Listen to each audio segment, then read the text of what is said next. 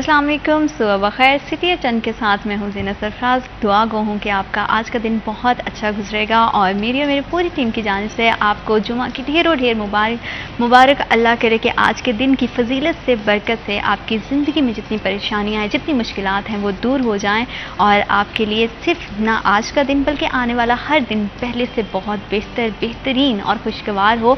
और हमेशा जो है अल्लाह आपको किसी भी हाल में रखे, आपको उसका शुक्रगुजार रहना चाहिए। क्योंकि समटाइम ऐसा होता है कि हम जिस तरह की सिचुएशन में होते हैं, हम समझते हैं कि हम बहुत मुश्किल हालात से गुजर रहे हैं, बहुत सारे सरकमस्टांसेस होते हैं। देखें, ज़िंदगी में उतार चढ़ाव अगर ना हो तो ज़िंदगी की खूबसूरती जो है वो मांद पड़ जाती है। तो आप जिस भी हालत में हैं उसमें रब्बे कायनात का जो है वो शुक्र अदा करें, क्योंकि हो सकता है कि जो आपके लिए मुश्किल और तल्ख सिचुएशन है वो दूसरे के लिए आपकी लाइफ देखने में ज़रा फेरी टेल की तरह हो, उसको लगे कि उसकी ज़िंदगी में ज़्यादा मुश्किलात हैं। तो हमेशा अपने से नीचे लोगों को देखें और उनके साथ शफ़क़त का, नरमी का और एहसास का रवैया रखें। वैसे भी 12 रबीउल अव्वल का महीना है, पहला जुमा है, तो इसकी अपनी एक फ़जीलत है। और अल्लाह करे कि आपके लिए और हमारे लिए और हम सब के लिए और हमारे मुल्क पाकिस्तान के लिए ढेरों ढेर जो है वो आसानियाँ पैदा हों और हम सब जो है वो तरक्की की जानिब गामज़न रहे। बात करते हैं तरक्की की, बात करते हैं माशरे की। तो माशरे का एक बहुत जो अहम फैक्टर है वो खेल हैं।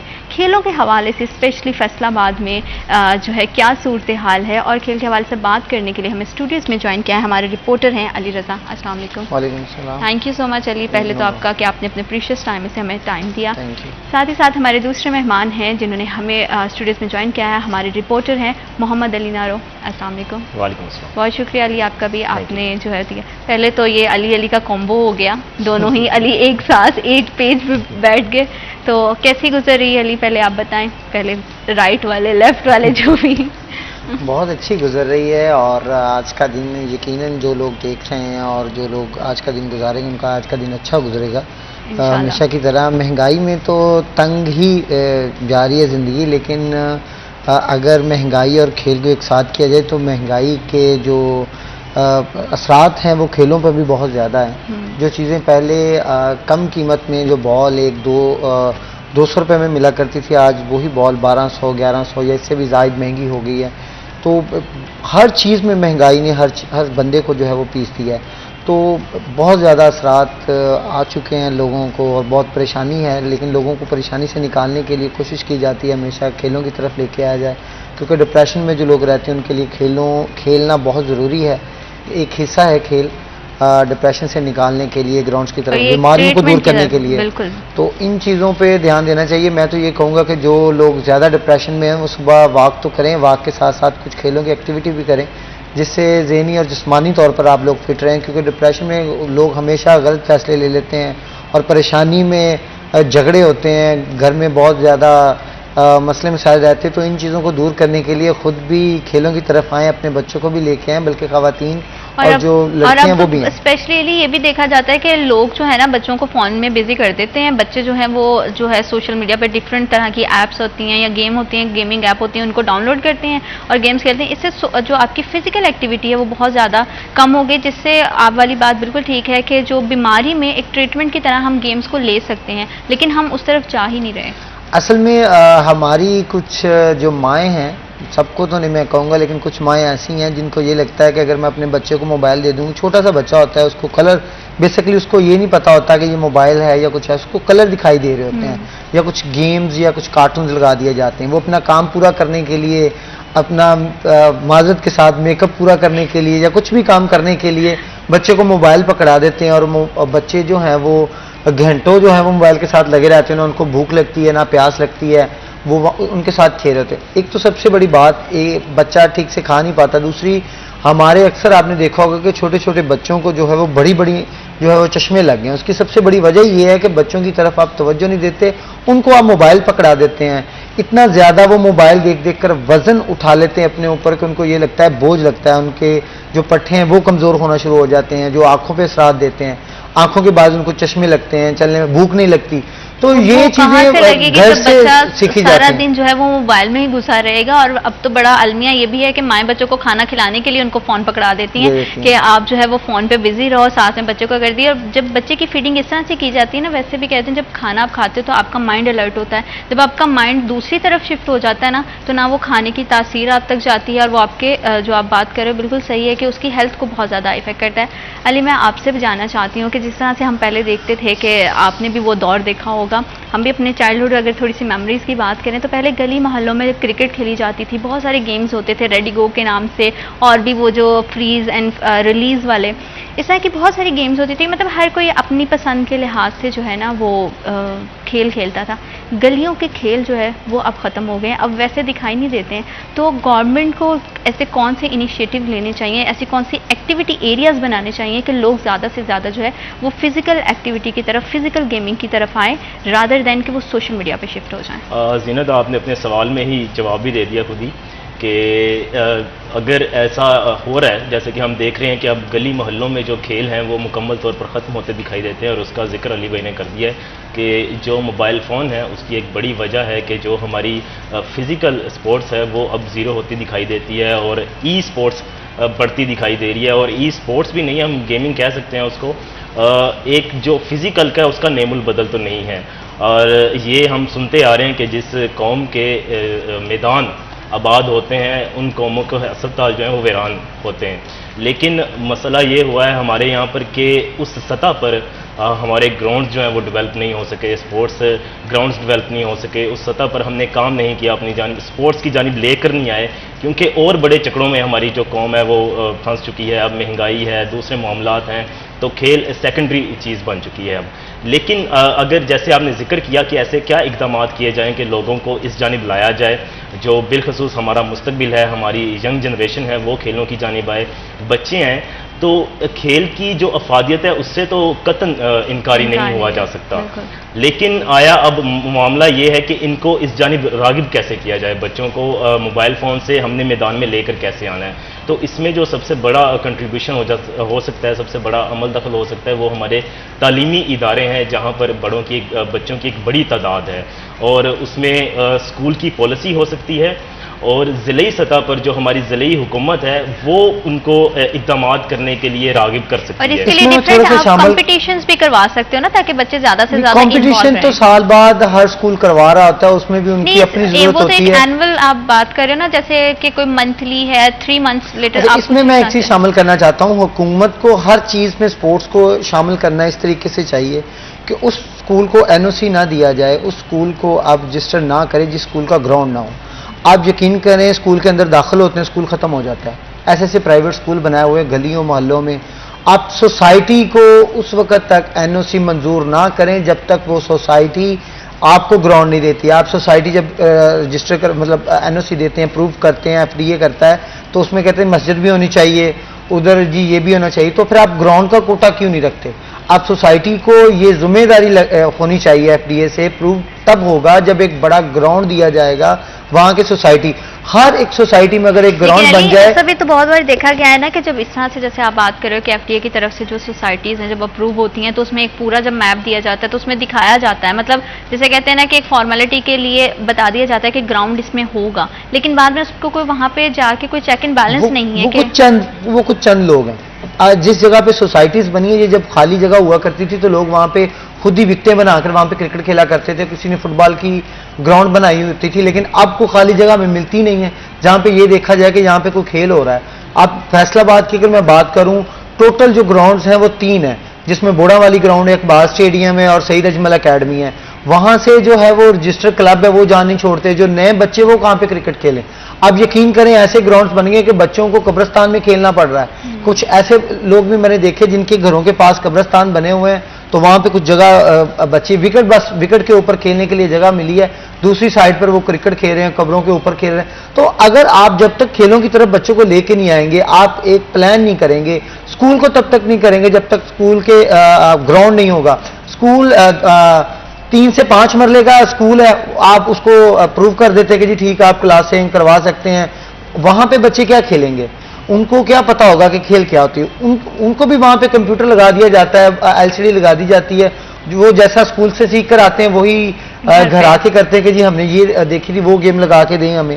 تو آپ جب تک ان بچوں کو اسکول لیول پر گیم نہیں کروائیں گے تب تک آپ کو نہیں ہوگا. گراس لیول پہ آپ گورنمنٹ اسکول کی بات کریں, وہاں پہ آپ بچے پڑھانا پسند نہیں کرتے. مجھے کوئی بھی اپنا افسر بتا دے, بے شک اسپورٹس ڈپارٹمنٹ کا کوئی بتا دے, ڈی سی بتا دے, کمشنر بتا دے کہ انہوں نے اپنے بچے کسی گورنمنٹ اسکول میں لگوائے ہوں. ان کے بچے تو پڑھتے وہاں پہ ہیں جہاں پہ تمام طور ممی ڈیڈی ماحول ہے, ان کو پرواہ نہیں ہے, فٹنس کے لیے علیحدہ ٹیچر بنا ہوا ہے, ہر طریقے سے ان بچوں کا سوچے نا جو بچے وہاں پہ پڑھ رہے ہیں. اور یقین کریں یہ میں نے ایک اپنا میرا ذاتی طور پر آئیڈیا ہے, مطلب تجزیہ ہے, ہو سکتا ہے میں غلط بھی ہوں اس بات پہ, کہ جو لوگ پرائیویٹ اسکول میں پنجابی کلچر کے ذریعے پڑھتے ہیں وہ دماغی طور پر بڑے فٹ ہوتے ہیں, فٹنس طور پر بڑے فٹ ہوتے ہیں. ان کو کسی پرائیویٹ اسکول کے بچے کے ساتھ جھگڑا کروا کے دے لیں, کہتے ناسا نہ پاڑ دے تو کہہ دینا, مطلب اس طریقے سے بچے فٹنس ذہنی طور پر آپ کو نا گورنمنٹ اسکول کا ایک ایکسپلوجر ہوتا ہے. یہ بات آپ بالکل صحیح کہہ رہے ہیں, کیونکہ مڈل تک جو تھی نا میں ایک پرائیویٹ اسکول میں تھی, اینڈ دین جب میرے 9th-10th کا آیا تو میرے پیرنٹس نے پریفر کیا کہ آپ کو نا گورنمنٹ سیکٹر میں جو ہے نا وہ جانا چاہیے, کیونکہ آپ کو وہاں پہ ایکسپلوجر بہت ملتا ہے. آپ کی جو پرسنالٹی بلڈنگ ہے نا وہ بہت اچھی ہوتی ہے, کیونکہ وہاں پہ آپ ہر طبقے کے بچے کے ساتھ ملتے ہیں, چاہے وہ بہت ہی نچلے طبقے کا ہے, مڈل کلاس فیملی سے یا اپر کلاس فیملی سے. بہت سارے ایسے اپر کلاس فیملیز ہیں جو اپنے بچوں کو جو ہے وہ گورنمنٹ اسکولس میں بھیجتی ہیں, تو وہ ایک ایکسپلوجر آپ کا بڑھتا ہے, آپ کا ایکسپیرینس, آپ کی پرسنالٹی میں وہ جو ایک آپ کے کانفیڈنس کو بوسٹ ملتا ہے نا وہ بہت زیادہ امپورٹنٹ ہے. اور تعلیمی ادارے واقعی اس میں بہت اہم کردار ادا کر سکتے ہیں اگر وہ یہ واقعی یہ پالیسی بنا دیں, یا کیا اس کو کہہ سکتے ہیں کہ کوئی قانون نافذ کر دیں کہ اگر گراؤنڈس نہیں ہے تو NOC نہیں دی جائے گی. اور جب ہم اپنے بچوں کو خود کھیلوں کی طرف لے کے آئیں گے تو ایسے کیسے ممکن ہے کہ بچوں کی فزیکل ایکٹیویٹی کم ہوگی. ہم یہ نہیں کہتے کہ سوشل میڈیا جو ہے وہ غلط چیز ہے یا اس سے دور ہونا چاہیے, لیکن وہ ایک سرٹن ایج کے بعد مناسب استعمال ہے. تو اس حوالے سے علی آپ بتائیں, آپ کا پرسنل ایکسپیرینس بھی میں جاننا چاہتی ہوں کہ چائلڈہڈ میموریز جو ہے وہ کھیلوں کے حوالے سے کیسی تھی, آپ کا خود کے اسکولس کے ساتھ اور کھیلوں کے ساتھ کیسا جو ہے نا وہ زندگی کا تجربہ ہے. اچھا, اس میں ایسا تھا کہ زینت ہم نے مطلب کہ میرا مکس اپ رہا ہے گورنمنٹ اسکول کا بھی اور مڈل کا, جیسے علی بھائی نے ذکر کیا ہے کہ پہل جو تعلیم کا اول حصہ ہے وہ ایک پرائیویٹ سیکٹر سے ہے, اور جو نہم دہم کی تعلیم ہے وہ گورنمنٹ سیکٹر لاہور مسلم لیگ ہائی اسکول سے ہے. تو جس پرائیویٹ اسکول میں پڑھا ہوں الحمدللہ اس کا بھی گراؤنڈ تھا, اور ہم نے کافی زیادہ ایکٹیویٹیز کی ہوئی ہیں, اور باقاعدہ اس ٹیم میں میں جو ہے وہ وائس کیپٹن تھا اپنی کرکٹ ٹیم کا. اور اس کے بعد اور اس کا مجھے فائدہ بھی ہوا, ایک تو ہم کھیلوں سے جڑے رہے, اور دوسرا جیسے ذکر کیا انہوں نے کہ آپ کی ہیلتھ بینیفٹس جو ہیں, آپ کی صحت تندرست و توانا رہتے ہیں آپ لوگ, اور دماغی طور پر بھی اور جسمانی طور پر بھی آپ ایکٹیو رہتے ہیں. اب جو المیہ ہے وہ یہ ہے کہ آیا اس کو راغب کیوں نہیں کیا جا رہا ہے, کھیلوں کی جانب لایا کیوں نہیں جا رہا ہے. تو ہر جیسے جیسے ہمارا وقت گزرا ہے, دہائیاں گزر رہی ہیں, ہماری ترجیحات بھی تبدیل ہوتی جا رہی ہیں. والدین کے لیے چیلنجنگ بن چکے ہیں, ان کے سامنے حالات ہیں, مستقبل ہے کہ آیا بچوں کا مستقبل ہم نے کیسے سیکیور بنانا ہے. اب یہ ذہن سازی کرنے کی ضرورت ہے کہ کھیل جو ہے وہ بچوں کا وقت برباد نہیں کرتے ہیں. ہاں, آپ ہر چیز کے لیے وقت متعین کریں, تعلیم کا وقت الگ سے ہے, کھیل کا وقت الگ سے ہے, گھر کی کمپنی الگ سے ہے. اب مسئلہ یہ ہوا ہے کہ بچے جو ہیں والدین نے جان چھڑانے کے چکر میں بچوں کو ایک جگہ پر محدود کر دیا ہے. تعلیم ہے, بھاری بھرکم بستے ہیں, ان کے بیگ ہیں, اور ساتھ میں پھر گھر کا ماحول ہے. اور اگر گھر کا ماحول بھی ایسا ہے کہ جس میں انوائرمنٹ میں بات چیت نہیں ہے, آپ کی آپس میں بات چیت نہیں ہے, ایک کوئی دوسرے کارنر میں بیٹھا ہے, تیسرا بھی تیسرے کارنر میں بیٹھا ہے. ابھی ہم بڑی عام سی بات ہے, ایک کمرے میں سب بیٹھے تھے, ڈرائنگ روم میں بیٹھے تھے, کوئی اپنے فون پہ لگا ہے, دوسرا اپنے فون پہ لگا ہے, اس میں سے امی کی آواز آتی ہے, تسی ہٹ دے جے کہ نہیں ہٹ دے, مطلب وہ پھر ان کی. اکثر میں نے دیکھا ہے کہ فیملی کی ہی گفتگو ہو رہی ہوتی لیکن واٹس ایپ پہ ہو رہی ہوتی ہے, اور فیملی گروپ جو بن گئے ہیں واٹس ایپ کے اوپر. یہ تو چلے بات ہماری کسی الگ موضوع کی جانب نکل جائے گی. کھیل کی بات ہم کر رہے ہیں, تو کھیل کو ضروری بنانے کے لیے یہ سکول جو تعلیمی ہمارے ادارے ہیں ان کو اہم اقدامات کرنے چاہیے. دیکھیں دوسرے ممالک میں آپ یورپ سے ہی موازنہ کر لیں اپنا, وہاں پر جو 10th اسٹینڈرڈ کا بچہ ہے وہ اچھا پلیئر بھی ہوتا ہے, وہ ڈومیسٹک لیول پر گیم کر رہا ہوتا ہے, وہ بیڈمنٹن ہو, وہ کرکٹ ہو, ہاکی ہو فٹ بال ہو، لازمی و ملزوم ہے کہ آپ کے بچے نے اسپورٹس میں ایکٹیویٹی میں آنا ہی آنا ہے. یہ اس کے لیے کوئی الیکٹیو نہیں ہے، اس کے اختیار میں نہیں ہے کہ اس نے کرنا ہے یا نہیں کرنا. نہیں، آپ اسپورٹس میں کریں گے اچھا، اور اس کے نمبر جو ہیں وہ آپ کی ایجوکیشن کے ساتھ اٹیچ ہیں. آپ کی میں بات کو کنٹینیو کروں گی، لیکن وقت ایک چھوٹے سے بریک کا کھیلوں کے حوالے سے مزید گفتگو کریں گے، لیکن ابھی لیتے ہیں ایک چھوٹا سا break. Will be right back after a short break.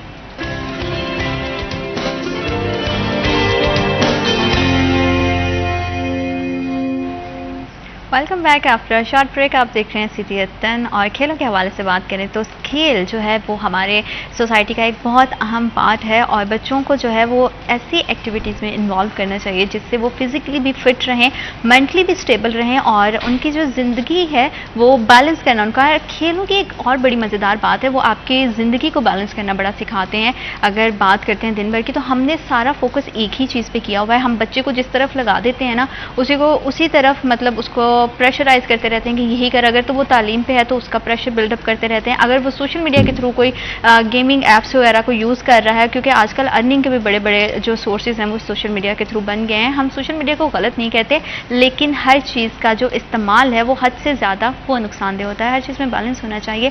Life کو کیسے بیلنس کرنا ہے اور اسپورٹ اس میں کتنا کردار ادا کرتا ہے، اس حوالے سے بات کر رہے تھے. علی، میں آپ سے جاننا چاہتی ہوں کہ جیسے ہم بریک پہ جانے سے پہلے بھی یہ بات کر رہے تھے کہ دن کا جو ایک پورا حصہ ہے وہ ہمارا پلانڈ ہونا چاہیے کہ ہمارا دن کیسے گزرے گا. اس میں ایک بڑا فیکٹر یہ بھی ہے کہ بچے ارلی مارننگ اٹھتے نہیں ہیں، کیونکہ ایک جو ہے نا عام گھر میں بات ہوتی ہے کہ صبح سویرے اٹھو، واک پہ جاؤ، کوئی فزیکل ایکٹیویٹی کرو. جیسے گیمنگ تھا پہلے کے دور میں بھی، ہم تھوڑا سا عرصہ پیچھے چلے جائیں تو ہم دیکھتے کہ صبح صبح جو ہے وہ میدان گراؤنڈ جو ہے وہ بڑے سجے ہوتے تھے. کرکٹ کا بڑا دور تھا، یا کوئی بھی کھیل ہے لوگ کھیلتے تھے اپنی پسندیدہ. تو اب وہ جو رجحان ہے وہ بہت کم ہو گیا ہے. اس میں سب سے بڑی وجہ ہے کہ والدین کا میں پھر کہوں گا وہ کردار ہونا چاہیے. پہلے ماں باپ کے شیڈول ہوتا تھا کہ سویرے وہ خود بھی اٹھتے تھے اور بچوں کو بھی اٹھاتے تھے، لیکن آج کل ماں باپ خود لیٹ اٹھتے ہیں، بچے کیوں اٹھیں گے؟ پھر ظاہری بات ہے یہی بات سامنے آئے گی، سب سے ٹرینڈ بن گیا ہے. اور آپ یقین کریں، اگر یہ تو اب مذاق بنانا شروع ہو گئے ہیں لوگ. کہ اب میں ایک دوست تھا، اس نے کہا کہ یار میں نے کہا یار میں نے ناشتہ کر لیا. نہیں جلدی کر لیا تو ناشتہ، مطلب تسی پینڈو جی ہیں، مطلب ایک نام بتا دیجیے کہ یار تسی پینڈو آ پھر صبح صبح ناشتہ کر لیں. تو ان چیزوں پہ تھوڑا سا، حالانکہ ناشتہ صبح سویرے ہونا چاہیے جلد سے جلد، تاکہ آپ کو 12-1 بجے تک بھوک لگ سکے، وہ ایک الگ میٹر. لیکن اگر سپورٹس کی میں بات کروں تو سپورٹس کی طرف جو ہے وہ دن بدن کیونکہ میں خود سپورٹس کی ایکٹیویٹی کور کرتا ہوں، پہلے کی نسبت کھیلوں کی ایکٹیویٹی بہت کم ہو گئی ہے. مطلب لوگ مقابلے اور ایونٹ نہیں کروا رہے، کچھ مہنگائی کی وجہ سے. کچھ پلیئر جو ہیں وہ دل برداشت ہو کر گھروں میں بیٹھ چکے ہیں، ان کو جو وہ اچیو کرتے ہیں اس کے انعامات ان کو نہیں مل پاتے، حکومت ان کو سپورٹ نہیں کرتی. بیچارے کیش پرائز کے اعلان ہو جاتے ہیں لیکن ان کو پیسے وہ نہیں ملتے، حالانکہ ان کی وہ محنت ہوتی ہے. تو ان چیزوں سے کھلاڑی دن بدن جو ہے وہ دور ہوتے دکھائی دے رہے ہیں. اور اگر سوشل میڈیا کے ذریعے جو لوگ آج کل ارننگ کا سلسلہ شروع ہو چکا ہے، تو ان میں بھی بہت سے طریقے ہیں. لوگوں کو یہ لگتا ہے کہ وہ ایکٹیویٹی کرنے سے بہتر یہ ہے کہ ہم موبائل کے اوپر گیم کے ذریعے، گیم اگر آپ جیتے ہیں تو اس میں بھی آپ کو جو ہے وہ پیسے ملتے ہیں. جیسے اب ٹک ٹاک میں آج کل لائیو کی آپشن دی ہوئی ہے، تو وہاں پہ ایک میچ لگایا جاتا ہے جسے پی کے میچ کہتے ہیں. اور پی کے میچ میں جو ہے وہ آپ لوگوں کو سپورٹ کرنے کے لیے باقاعدہ طور پر پیسے دیے جاتے ہیں اور کیش ہوتا ہے. جب آپ میچ بے شک ہاریں یا جیتے، آپ کی جیب میں اچھے خاصے پیسے آ جاتے تو بندہ کہتا کی کرنا گراؤنڈ جا کے یہ پی کے لگاتے. تو وہ بیسیکلی اس کے لیے نقصان دہ ہوتا ہے. میں گزشتہ دن پہلے ایک پی کے میچ لگایا تھا، تو ایسے میں تھوڑی سی مثال دینے لگا ہوں کہ ایک میرا دوست ہے، وہ جاپان میں ہوتا ہے، سمران پٹی. اس نے باقاعدہ طور پر آدھی رات جا کر، مطلب ذہن میں یہ تھا کہ میچ ون کروانا ہے، مطلب ذہنی طور پر یہ تھا کہ لوگ اس طرف آ رہے ہیں. تو اس نے باقاعدہ طور پر وہاں پہ شاپ پہ گیا رات 3 بجے، وہاں سے کوئن خریدے اور میرے میچ کے اوپر لگائے اور مجھے میچ ون کروایا اس نے. اس کے ساتھ ایک آصف تھا، اس نے بھی اسی طریقے سے رانا آصف ہے، وہ بھی بیلجیم ہوتا ہے. مجھے یہ لگتا ہے کہ جب وہ میرے ساتھ ہوتا ہے میں ہارتا نہیں ہوں. مجھے وہ ہاں وہ مجھے ہارنے نہیں دیتا، چھوٹا میچ ہو بڑا ہو میں نہیں ہارتا. بات ہارنے کی بات یہ ہے کہ ہم سوشل میڈیا کی طرف اتنی طرف آ گئے کہ اب لوگوں کو ارننگ دینا شروع کر دیا ہے. جب ارننگ لوگوں کو آنی شروع ہو جائے گی تو وہ ظاہری بات ہے کیوں کریں گے گراؤنڈ کی طرف، کیوں جائیں گے؟ ان کو لگے گا یہاں سے وہاں ہمیں مل نہیں رہا ہے، یہاں پہ ہمیں مل رہا ہے، تو یہ زیادہ بہتر، وہ نقصان دہ ہیں. آپ عمر دیکھ لیں، جو فٹنس کے اچھے پلیئرز ہیں وہ ابھی بھی 70 اور 80 سال کے ہو گئے، یقین کریں بالکل فٹ ہیں. اور آپ نئی نسل کو آپ چیک کر لیں، آپ 50 سال کے بعد ان کی بس ہو جاتی ہے، وہ کہتے ہیں ہم سے کھیلا نہیں جا رہا۔ 50 آپ نے بڑے زیادہ بول دی، یہاں پہ تو جو 30 پلس جب ہوتا ہے نا بندے کے، تو میرے جوائنٹس وہ کہتے ہیں ہم سے کھیلا نہیں جاتا۔ اور جو اچھے پلیئرز ہیں، جو پرانے پلیئرز ہیں، ان کا آج بھی نام ہے اور آج بھی وہ گراؤنڈ کے اندر فٹ ہی دکھائی دیتے ہیں۔ سعید اجمل کو آپ دیکھ لیں، فیصل آباد سے ہیں، اچھی خاصی عمر ہو چکی ہے، نام تو میں نے بتانا تو نہیں، پچھلے سال میں نے چلائی ہے، لیکن اس نے کہا تھا ذرا کم چلانا، لیکن اس کی برتھ ڈے چلائی ہے میں نے، لیکن آہستہ آہستہ آہستہ آہستہ وہ دورہ تھا جب کبڈی کھیلی جاتی تھی اور لوگ اس کو دیکھتے تھے اور میچز کرتے تھے، لیکن اب لوگوں کا ایک تو فوکس نہیں ہے، اور دوسرا میں یہ کہنا چاہتی ہوں کہ اس میں کیریئر اپرچونٹیز جو ہیں وہ بہت کم ہیں، مطلب ویسے تو ہیں بہت زیادہ ہیں، لیکن ہماری گورنمنٹ کی طرف سے جو ہے نا اتنی اپرچونٹیز، جیسے آپ نے ارننگ کی بات کری کہ جو ہے سوشل میڈیا کے تھرو ایک میچز جو کہ آپ کا اپنا پرسنل ایکسپیرینس بھی ہے، ایک بندہ اپنے گھر کے کمفرٹ لیول میں بیٹھ کے اپنے بیڈ پہ بیٹھ کے جو کام کر سکتا ہے، پیسے کما سکتا ہے، وہ کیوں سوچے گا کہ اٹھ کے گراؤنڈ میں جا کے وہاں پہ مشقت کرے اور پھر جو ہے وہ کچھ ارننگ کرے، اور ارننگ بھی کوئی خاصی تو نہیں ہے اس میں۔ تو اس میں کس طرح سے اگر کوئی فزیکل ایکٹیویٹیز کی طرف آ کے اپنے کیریئر کو سیٹ کرنا چاہتا ہے تو اپنے گولز کو کیسے سیٹ کرے جب اس طرح سے سہولیات کا میں آپ کو فقدان ہے؟ بتاتا ہوں، ہمارے ہاکی سے لے کے کبڈی تک سب بتاتا ہوں کہ ہمارے ورلڈ چیمپئن ہیں آصف سنوکر کے، فیصل آباد سے ہیں، 2 دفعہ ان کو چیک دیا گیا 1-1 کروڑ کا، وہ ابھی تک کیش نہیں ہوا، تقریباً 2 سال ہو گئے ہیں ان کے پاس چیک ویسے کے ویسے پڑے ہوئے ہیں، گورنمنٹ نے ان کو چیک دیے ہیں اپنی مدد آپ کے تحت۔ ابھی بھی وہ جو ہے وہ ورلڈ چیمپئن شپ میں حصہ لے رہا ہے، اور سفیٹن کو اس نے جو ابھی ریسنٹلی ہرایا، جو ورلڈ چیمپئن تھا۔ لیکن آپ اس چیز پہ دیکھیں کہ اپنی مدد آپ کے تحت پلیئر جو ہے وہ کر رہے ہیں، حکومت ان کو سپورٹ نہیں کر رہی۔ اس وقت کبڈی میں ہم ورلڈ چیمپئن ہیں، ورلڈ کپ جو ہے نا ہم نے جیتا ہے اور ورلڈ چیمپئن ہے، اور اس کے باوجود اس کو ہم ہائی لائٹ بھی نہیں کرتے۔ 15 اگر ٹیم ہے 15 پلیئرز کی، جس میں 12 پلیئر فیصل آباد کے ہوتے ہیں، اور فیصل آباد میں سب سے زیادہ پورے پنجاب میں جو ہے وہ کبڈی فیصل آباد میں کھیلی جاتی ہے۔ ہمارے فیصل آباد سٹی کے اندر ایک بھی گراؤنڈ نہیں ہے جہاں پہ پلیئر جو ہے یہ بدقسمتی ہے ہماری کہ ہمارے جو افسران ہیں ان کو یہ چیزیں دکھائی نہیں دیتی، جن کی وجہ سے ان کا پوری دنیا میں نام بن رہا ہے۔ ایک پلیئر پہ اگر آپ اچھی محنت کرتے ہیں تو جب وہ جھنڈا کسی ملک میں لہراتا ہے تو اس میں فخر پراؤڈ آتا ہے کہ ہم لوگ جو ہے وہ فیصل آباد سے، اور وہ فیصل آباد کا لڑکا ہے اور اس نے وہاں پہ جو ہے وہ اچھی کارکردگی دکھائی۔ صرف فیصل آباد ہی نہیں، پاکستان کا کوئی بھی شہر ہو، کوئی پلیئر کسی بھی شہر سے تعلق رکھتا ہے، لیکن جب اپنے ملک کا جھنڈا آپ کو اسکرین پہ دکھائی دیتا ہے نا، وہ جو پراؤڈ مومنٹ ہوتا ہے، وہ جو ایموشنل اٹیچمنٹ ہے نا ہماری، وہ بہت زیادہ، اور اسپیشلی پھر اگر وہ آپ کی سٹی کا بندہ ہو پھر تو آپ کے وہ جو ہے نا خوشی دوبالا ہو جاتی ہے۔ اور جیسے آپ نے کرکٹ کی بات کی کہ کرکٹ کی طرف ہی توجہ دی، نو ڈاؤٹ اسی طریقے سے ہو رہا ہے، اور ہمارے جو اسپانسر ہیں ان کو بھی شاید کرکٹ ہی دکھائی دیتی ہے۔ ہمارا قومی کھیل تھا جس میں فیصل آباد گوجرا کے کپتان ہوا کرتے تھے، اس کا برا حال کیا انتظامیہ نے، ہماری ڈویژنل ڈپارٹمنٹ نے، اسپورٹ ڈپارٹمنٹ نے، اس کے ساتھ ساتھ پنجاب ڈپارٹمنٹ نے، اس کے ساتھ ساتھ ہمارے کبڈی کے ساتھ ناروا سلوک کیا گیا۔ ہمارے پلیئر جو ہیں وہ چھوڑ کر دوسری کنٹریز میں جا کے کھیل رہے ہیں، کوئی کینیڈا کی طرف سے کھیل رہا ہے، کوئی یہاں تک کہ انڈیا کی ٹیم کی طرف سے بھی ہمارے جو پلیئرز ہیں وہ کھیل رہے ہیں۔ کیوں کھیل رہے ہیں؟ کہ ان کو یہاں پہ کچھ مل نہیں رہا، تو وہ کینیڈا میں یا آسٹریلیا میں دوسرے ممالک کی ٹیموں کے ساتھ مل کر وہ کھیل رہے ہیں۔ میں آپ کی بات کو کنٹینیو کروں گی، لیکن وقت تو ایک چھوٹے سے بریک کا، will be right back after a short break.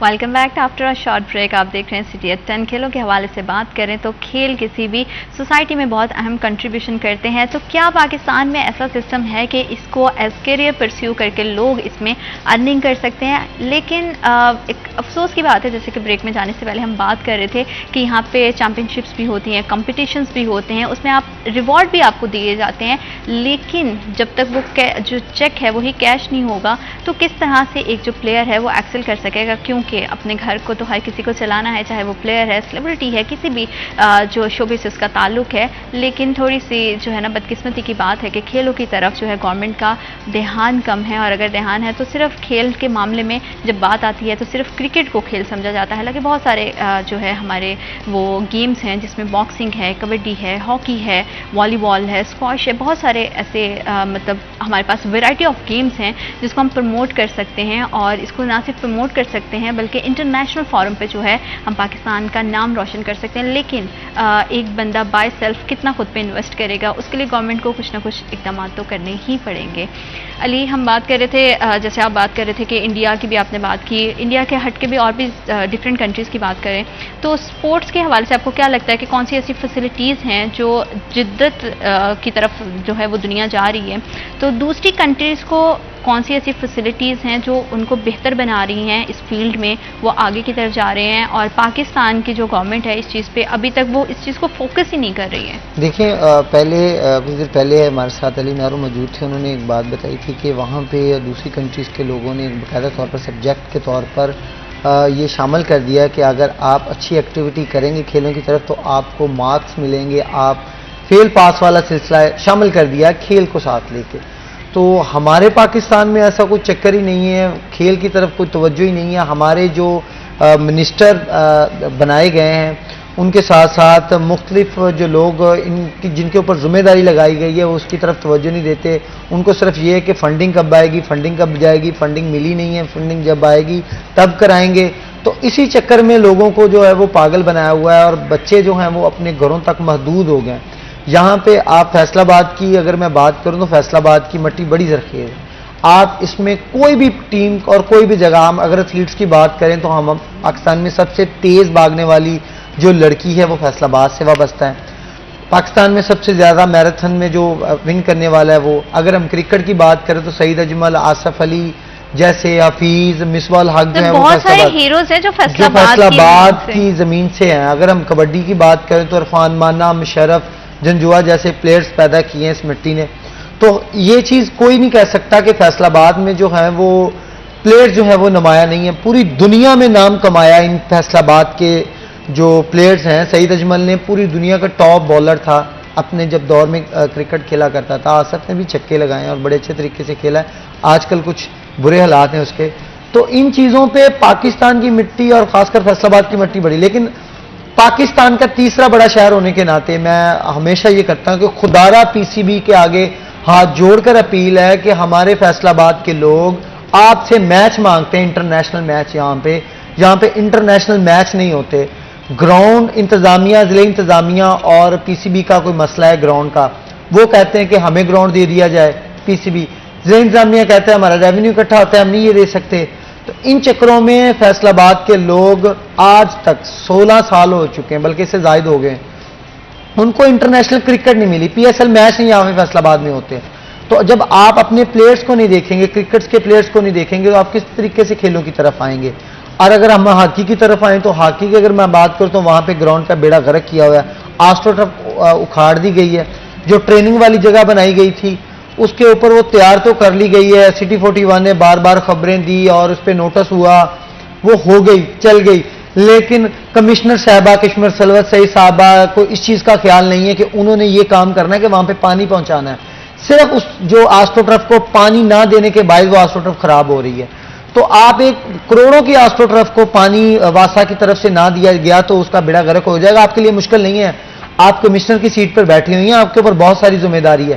خدارہ کھیل کو اپنا حصہ بنائیں اور جو پانی ہے وہ اس کی ذمہ داری جس کی وہ لگائیں. اور دوسرا جو ٹھیکیدار اندر کام کر رہا ہے اس کی طرف توجہ دو. اگر ہم اب آ جاتے ہیں کبڈی کی طرف, کبڈی پاکستان میں سب سے زیادہ فیصل آباد میں کھیلی جاتی ہے. ہمارے 12 پلیئر فیصل آباد کے ہوتے ہیں قومی ٹیم میں, لیکن فیصل آباد کے اندر, سٹی کے اندر ہمیں گراؤنڈ نہیں ملتا.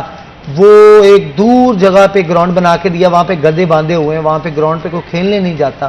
مجھے بتائیں آپ کیا انتظامیہ کیا کام کر رہی ہے یہاں پہ؟ اگر ہاکی اسٹیڈیم کے اطراف جگہ بچی ہوئی ہے وہاں پہ اگر کبڈی کے پلیئرز کو دے دی جائے تو وہاں پہ بآسانی طریقے سے بچے کر سکتے ہیں. اب ملک پور پر بنائی جا رہی ہے جس میں انتظامیہ انوالو ہو رہی ہے, لیکن وہ بھی مجھے ابھی مکمل ہوتا دکھائی نہیں دے رہا.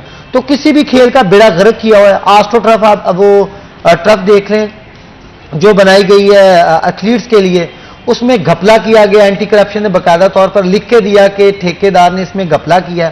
اس گھپلے والے بندے کو آج تک نہیں پکڑا گیا, آج تک اس کو گرفتار نہیں کیا. جب تک آپ ایسے کام نہیں کریں گے, لوگوں کو نہیں پکڑیں گے, تو پھر آپ کا ان سیٹوں میں بیٹھنے کا فائدہ نہیں ہے. تو خدارہ ڈی سی فیصل آباد, کمشنر سلوت صحیح صاحبہ کھیلوں کی طرف توجہ دیں. خدارہ ڈویژنل سپورٹس کی طرف سے تاحال جن کی ذمہ داری کمشنر صاحبہ کی ہے, ان کی طرف سے تاحال فیصلہ آباد میں گزشتہ 2 ماہ سے کوئی بڑا ایونٹ نہیں ہوا. اور ویسے بھی ایک پراپر ڈپارٹمنٹ جب ہے نا، ہر گورنمنٹ آتی ہے تو ہر چیز کے لیے ایک پراپر ڈپارٹمنٹ ہوتا ہے. جو اسپورٹ کی منسٹری ہے اس کو چاہیے کہ وہ اوپر سے مطلب جب تک جواب دہ ہی نہیں ہوگا، جیسے فیصلہ آباد کے لیے ہے تو ظاہری بات ہے کہ جو کمشنر ہے وہ بھی کسی نہ کسی کے سامنے آنسریبل ہے. تو جب ان سے پوچھا ہی نہیں جائے گا، کوئی چیک اینڈ بیلنس ہی نہیں رکھا جائے گا. جیسے آپ نے فیسلٹیز کی بات کری ہے تو میں اس پہ بھی تھوڑا سا جو ہے نا وہ ایڈ کرنا چاہتی ہوں کہ جیسے آپ بات کرتے ہو گراؤنڈس کی، اس میں جب فیسلٹیز ہی نہیں ہے، اکوپمنٹ ہی بچوں کے لیے نہیں ہے، پلیئرس کے لیے، وہ جائیں گے تو بیچارے جا کے بیٹھ کے اپنی مدد آپ کے تحت ہر گھر کتنا افورڈ کر لے گا، ایک پلیئر کتنی ہی اپنے پہ بجٹ جو ہے وہ لگا لے گا. تو جب ایک مخصوص بجٹ ہی نہیں دیا جائے گا پلیئرس کو اور ان کی جو پریکٹس پہ جو ہے، ان کی ٹریننگ پہ جو ہے وہ فوکس ہی نہیں کیا جائے گا،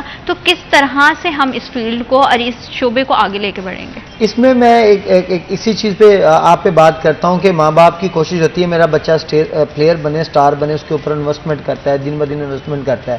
وہیں جگہ پہ وہ آ جاتا ہے کہ بعد میں پھر بڑے افسر بیٹے کا بیٹا وہ جگہ لے لیتا ہے، اور وہ جو شخص ہوتا ہے وہ دل برداشت ہو کے منڈے نو کسی مل دے وچ کام تے لا دیندا.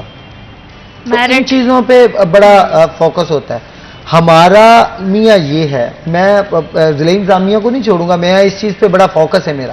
ضلعی انتظامیہ جب تک آج علی رضا نے جو ہے نا مجھے بڑا دکھ ہے، یہ پرائیویٹ ایونٹ ہوتے ہیں، وہاں پہ مہمان خصوصی چلے جاتے ہیں، ان کو یہ پتا ہے کہ وہاں پہ پھیتا کاٹنا ہے، وہاں پہ اعلان کرنے کے لیے آپ دیکھیں کیا آتے ہیں پرائیویٹ ایونٹس پہ.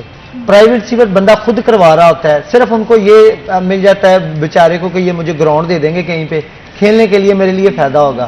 وہ تصویریں استعمال کر کے آپ اوپر بھیج دیتے ہیں کہ جی ہم سپورٹس پہ کام کر رہے ہیں. آپ اپنے فنڈ سے کیا کروا رہے ہیں؟ آپ کے پاس ریونیو ہاکی اسٹیڈیم کا اکٹھا ہو رہا ہے، وہ وہاں پہ دکانیں بنی ہوئی ہیں، اقبال اسٹیڈیم کا ریونیو اکٹھا ہو رہا ہے. وہ فلاس ہے، جیسے ابھی آپ نے بھی بعد میں اپنے وہ ایڈ کیا ہے کہ وہی پکچرز کو یوز کر کے اوپر بھیج دیتے ہیں. بھائی اوپر والے اللہ کے بندوں کسی کو بھیج کے چیک تو کرواؤ کہ وہاں پہ واقعی یہ کام ہو بھی رہا ہے. ان کے پاس اپنا نہیں ہے، وہ تو آپ بڑے فراڈیے بن چکے ہیں. اوپر والے تو خود آپ بڑے فراڈیے بن گئے. ان کو پتا ہے، انہوں نے بھی آگے دکھا کے جو گورنمنٹ کا پیسہ آیا ہوا ہے فنڈ کے لیے 2% جو اکٹھا ہوتا ہے وہ کس طریقے سے ایڈجسٹ کرنا ہے وہ بھی مکمل کرنا ہوتا ہے. میں ان چیزوں پہ بڑا فوکس ہے کہ جب تک آپ لوگ کبڈی ہماری جو پنجاب کی کھیل ہے اس کو مکمل نہیں کریں گے، ہاکی کو نہیں کریں گے، کرکٹ کو چھوڑ دیں، کرکٹ تو چل ہی رہی ہے، کرکٹ نہیں اب یہ بند کروا سکتے جتنا مرضی زور لگا لیں. کبڈی ہاکی ہمارا جو قومی کھیل ہے، ایتھلیٹس کے بچوں کو جب تک آپ نہیں کروائیں گے. اسکواش ہال بنائے گئے ہیں 2، ایک کریسنٹ کمپلیکس میں وہ بھی گرنے والا ہے، اس کے برے حالات ہیں. ایک نیا بنا ہوا اس کو بھوت بنگلے کا منظر پیش کر رہا ہے، تاحال وہ اوپن ہی نہیں کیا گیا، سامان پڑا خراب ہو گیا. تو جب تک آپ پلیئرز کو بچوں کو یہ چیزیں نہیں دیں گے تو آپ بچوں کا بیڑا غرق کریں گے. اس کے ذمہ دار اور کوئی نہیں ہوگا. یہ آپ یہ چھوڑ دیں کہ آپ یہ کہیں گے کہ جی ہمارے پاس فنڈ نہیں آئے، ہمیں اگر اوپر سے آرڈر آئیں گے. نہیں، کمشنر صاحبہ، ڈی سی صاحب، آپ کی ذمہ داری ہے کہ آپ چیک کریں کہ کہاں پہ کون سا سامان پڑا ہوا ہے. یہ باکسنگ رنگ اکھاڑ کر کسی مختلف جگہ پہ رکھ دی گیا، تاحال اپنی جگہ بچے جو ہیں وہ فصلوں میں جا کے یقین کرے باکسنگ کے میچ کھیل رہے ہیں. جب ان کے پاس میدان ہی نہیں ہے، ان کے پاس تو باکسنگ ایک کھیل جو ہے نا یہ انگلش کھیل ہے جو ایک رنگ میں کھیلا جاتا ہے، اور بچے جو ہیں میرے پاس کلپ ہیں وہ فصلوں میں جا کے کھیل رہے ہیں. بالکل اسی حوالے سے جو ہے وہ ہماری تو کوشش رہتی ہے کہ ہم ایسے موضوعات کو ہائی لائٹ کریں. علی آپ کا بہت شکریہ، آپ نے ہمیں اور ہمارے پروگرام کو وقت دیا. کھیل جو ہے وہ کسی بھی سوسائٹی میں بہت اہم کنٹریبیوشن کرتے ہیں، تو حکومت سے ہماری بھی اپیل ہے، بہت ہمبل ریکویسٹ ہے کہ ہمارے پلیٹ فارم کے تھرو ایسے جتنے بھی اسپورٹس سے ریلیٹڈ پرابلمس ہیں اس کو ہائی لائٹ کیا جاتا ہے. تو خدا رہا اس پہ ذرا تھوڑی نظر ثانی کریں. وقت ایک چھوٹے سے بریک کا، will be right back after a short break.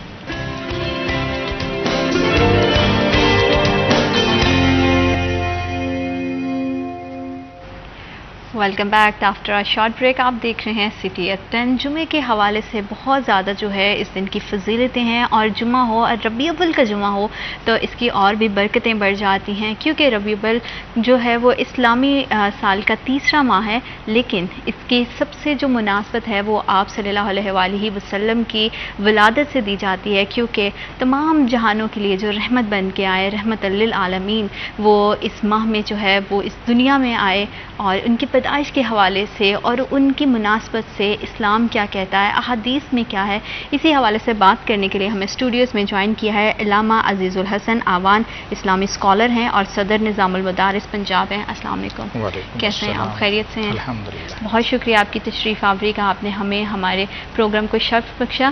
اور سب سے پہلے تو میں کہنا چاہتی ہوں کہ جو ربیع الاول ہے وہ اتنی رحمتوں کا، اتنی جو ہے نا وہ برکتوں والا مہینہ ہے، اور اس کا جمعہ، پہلا جمعہ، اس کی کیا مناسبت ہے اور اس ماہ کی کیا اسلام میں اور ہمارے دین میں اس کی مناسبت ہے؟ بسم اللہ الرحمن الرحیم۔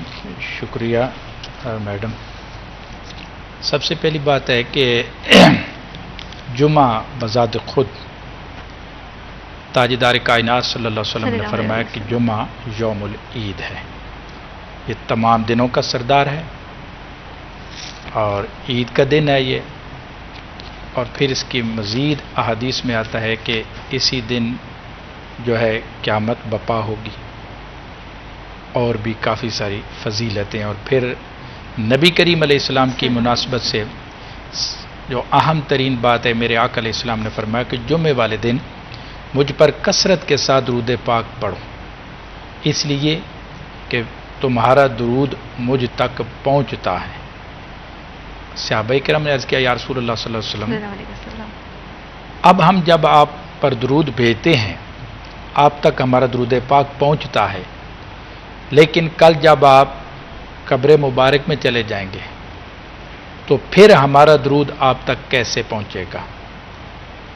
تو نبی رحمت صلی اللہ علیہ وسلم نے فرمایا کہ اللہ کا نبی قبر میں زندہ ہوتا ہے اور اس کو رزق دیا جاتا ہے۔ اور ایسی حدیث مبارکہ میں آتا ہے کہ اللہ نے ایک فرشتے کی ڈیوٹی لگا رکھی ہے، جب بھی کوئی نبی کریم علیہ السلام کا غلام سرکار پر درود پاک پڑھتا ہے تو وہ فرشتہ حضور علیہ السلام کی بارگاہ میں حاضر ہوتا ہے اور عرض کرتا ہے اے اللہ کے نبی صلی اللہ علیہ وسلم، آپ کا فلاں امتی فلاں باپ کا بیٹا ہے، فلاں قبیلے سے تعلق رکھتا ہے، یعنی اس بندے کا نام، اس کے باپ کا نام اور اس کے پورے خاندان یعنی قبیلے کا نام ذکر کر کے وہ عرض کرتا ہے کہ یا رسول اللہ صلی اللہ علیہ وسلم وہ آپ پر درود بھیج رہا ہے۔ تو ایک مسلمان کی اس سے بڑھ کر کیا خوش نصیبی ہے کہ جیسے ہی اس کی زبان سے درود پاک کے الفاظ ادا ہوتے ہیں ادھر بارگاہ مصطفیٰ میں اس کا تذکرہ ہونا شروع ہو جاتا ہے۔ تو اس لحاظ سے جمعہ تو بہت اہم ہے۔ پھر آپ نے خود ہی ذکر فرمایا کہ نبی کریم علیہ السلام وہ عظیم ہستی ہیں جو وجہ تخلیق کائنات ہیں۔ بے شک آپ کی وجہ سے مالک کائنات نے اس دنیا کو پیدا کیا، یہ زمین بنائی، یہ آسمان بنائے، یہ مخلوق خدا کو اس زمین پر بلکہ زمین و آسمان پر تمام جہانوں میں اللہ نے مخلوق کو بسایا ہی صرف تاجدار کائنات صلی اللہ علیہ وسلم کی ذات کے لیے۔ بے شک بے شک۔ اور یہ ساری چیزیں میڈم احادیث سے واضح ہیں۔ نبی کریم علیہ السلام کی حدیث مبارکہ ہے کہ حضرت عمر بن خطاب اس حدیث کے راوی ہیں، فرماتے ہیں کہ جب خالق کائنات نے آدم علیہ السلام کو تخلیق کیا اور اللہ نے اپنے امر کے مطابق ان کو جنت میں رکھا اور پھر امر سے ہی زمین پر آ گئے، تو اللہ خالق کائنات کے یہ عظیم بندے اللہ کی بارگاہ میں آہوزاریاں کرتے رہے، آدم علیہ السلام توبہ کرتے رہے کہ مجھے جنت سے زمین کی طرف بھیج دیا گیا۔ تو کئی صدیاں وہ دعائیں مانگتے رہے، بات نہ بنی، اور ایک دن اللہ کی بارگاہ میں عرض کرتے ہیں اے اللہ مجھے اس اپنے پیارے نبی کے واسطے سے معاف فرما دے جس کا نام محمد صلی اللہ علیہ وسلم ہے۔ تو خالق کی کائنات نے فوری طور پر آدم علیہ السلام سے پوچھا یا آدم کیف عرفت محمد، اے آدم تو نے محمد صلی اللہ علیہ وسلم کو کیسے پہچانا؟ تو آدم علیہ السلام نے عرض کیا کہ باری تعالیٰ جب تو نے مجھے تخلیق فرمایا اور میں نے اپنی آنکھیں کھولی تو میں نے جب عرش کے پایوں پہ دیکھا اور درخت کے جنت کے درختوں کے پتوں پہ دیکھا، الغرض آسمانی یا جنت کی جو بھی مخلوق تھی اس کو دیکھا، تو وہاں تیرے پیارے محبوب کریم علیہ السلام کا نام آپ کے نام کے ساتھ لکھا ہوا ہے، جس کو کلمہ طیبہ لا الہ الا اللہ محمد رسول اللہ لکھا ہوا۔ تو میں سمجھ گیا کہ جو نام آپ کے نام کے ساتھ ذکر کیا گیا ہے وہ نام والی ہستی آپ کو بہت پیاری ہے۔ یہاں بڑی قابل غور بات ہے، اور یہ بھی حدیث مبارکہ میں موجود ہے کہ محبوب کریم علیہ السلام نے پھر خود فرمایا کہ جب آدم علیہ السلام نے یہ کہا نا کہ باری تعالیٰ وہ نام تجھے پیارا ہے، تو اب خالق کائنات نے اپنے محبوب کا تعارف اپنی شان کے مطابق کروا۔ فرمایا پیارے آدم، اگر میرا محبوب نہ ہوتا تو نہ میں زمین کو پیدا کرتا، نہ میں آسمان کو پیدا کرتا، نہ جنت کو پیدا کرتا، نہ دوزخ کو پیدا کرتا، نہ اے آدم حتیٰ کہ آپ کو بھی نہ پیدا کرتا۔ اور حدیث کے کچھ الفاظ ہیں لولا کلمہ اظہرت الربوبیہ، اے پیارے آدم اگر میرا محبوب محمد صلی اللہ علیہ وسلم نہ ہوتے تو میں اپنا رب ہونا بھی کسی پر ظاہر نہ کرتا۔ کتنی بڑی بات ہے جی، گویا رب کائنات کا اس مخلوق خدا میں جو تعارف کروایا وہ مصطفیٰ کریم علیہ السلام کی ذات نے کروایا، اور مصطفیٰ کریم علیہ السلام ذات خدا کے مظہر اتحن ہے۔ تو یہ شان ہے مصطفیٰ کریم علیہ السلام کی، جیسے آپ فرما رہے تھے کہ یہ ربیع الاول مہینہ اس لیے سب سے اعلیٰ ہے کہ اس میں تاجدار کائنات تشریف لائے، اور وہ محبوب تشریف لائے کہ جس محبوب کے صدقے سے یہ ساری کائنات اللہ خالق کے کائنات نے پیدا فرمائی۔ تو یہ محبوب کریم علیہ السلام کا اتنا مقام اور مرتبہ ہے، اور ہماری کتنی خوش قسمتی ہے کہ ہم نبی پاک صلی اللہ علیہ وسلم کے امتی ہیں، اور وہ جن کو جو ہے کل جہانوں کا جو مالک ہیں اور ان کے آگے محبوب ہیں، اور محبوب بھی ایسے کہ جن کے لیے انہوں نے پوری کائنات تخلیق کر دی، جیسے آپ نے بھی ابھی اپنی بات میں کہا۔ تو ہم بہت ہی زیادہ اس حوالے سے خوش قسمت بھی ہیں، اور مجھے لگتا ہے کہ صرف ایک جو ہے نا مہینے میں کچھ ربیع الاول کی مناسبت ایسی ہے کہ ہم بہت زیادہ اس میں جشن مناتے ہیں، ایک پورا جشن کا ماحول بن جاتا ہے، وہ پتہ چلتا ہے، وہ رحمتیں، وہ برکتیں دکھائی دیتی ہیں۔ بے شک، بالکل آپ نے صحیح کہا۔ دیکھیے ہم خوش قسمت ہے، اس میں کوئی شک نہیں، کوئی شک نہیں کہ اس نبی صلی اللہ علیہ وسلم کے ہم امتی ہیں جس کا امتی بننے کے لیے انبیاء بھی دعائیں کرتے ہیں۔ حضرت موسیٰ علیہ السلام اللہ کے بارگاہ میں عرض کرتے تھے باری تعالیٰ مجھ سے نبوت کا تاج لے لے اور مجھے نبی آخر الزمان کا امتی بنا دے۔ تو انبیاء تو یہ مقام، یہ مرتبہ یعنی امت محمدی ہونے کے لیے دعائیں کرتے ہیں، اور ہمیں رب کائنات نے بن مانگے عطا کر دیا، اور پھر بحیثیت ایک امتی تاجدار کائنات صلی اللہ علیہ وسلم کے جب ہم دیکھتے ہیں تو خالق کائنات نے ہم پر بہت ساری اپنی رحمتیں کی ہیں۔ بے شک بے شک۔ دیکھیے پہلے زمانے میں پہلے انبیاء کی امتیں عبادت کرتی تو صرف اپنے کسی مخصوص عبادت گاہ میں جا کے کرتی، لیکن جب نبی کریم علیہ السلام کی امت کی باری آئی تو ٹھیک ہے مسجد میں جا کے نماز پڑھنے کی فضیلت زیادہ ہے، لیکن اللہ خالق کی کائنات نے اس امت کو یہ اجازت دی ہے کہ پوری روح زمین پر جہاں بھی چاہیں وہ نماز پڑھ سکتے ہیں۔ اللہ نے پوری روح زمین کو ان کے لیے ایک قسم کا مسجد بنا دیا ہے۔ کتنی بڑی فضیلت، کتنی بڑی جو ہے نا یہ برکت ہے، اور بحیثیت مسلمان جیسے آپ نے کہا کہ ہمیں بن مانگے ملا ہے، بالکل، اور ہمیں اور بہت فارچونیٹ ہیں ہم اس چیز کو لے کے، خوش قسمت ہیں کہ ہم جو ہے وہ ایسے نبی کی امت میں سے ہیں جو ایک تو آخری ہیں، اور پھر اللہ پاک کے اتنے لاڈلے ہیں، اتنے مطلب محبوب ہیں کہ ان کے وسیلے سے، ان کے توسط سے رب کائنات بھی بولتا ہے کہ جو آپ مانگو میں آپ کو دوں گا۔ بالکل بے شک، اس میں کوئی شک نہیں۔ اور تھوڑی دیر پہلے آپ نے جشن کا ذکر کیا، میں اس پہ تھوڑی سی لازمی بات کروں گا، اس لیے کہ نیکسٹ جمعہ جو ہے وہ 12 ربیع الاول ہوگا۔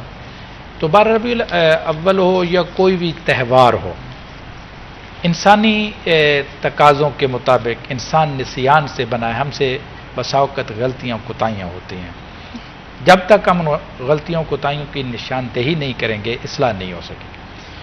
تو الحمدللہ ہمارا سٹی 41 ادارہ جو ہے وہ اس طرح کے پروگرام کر کے آگاہی جو ہے دینے کی قوم کو کوشش کرتا ہے۔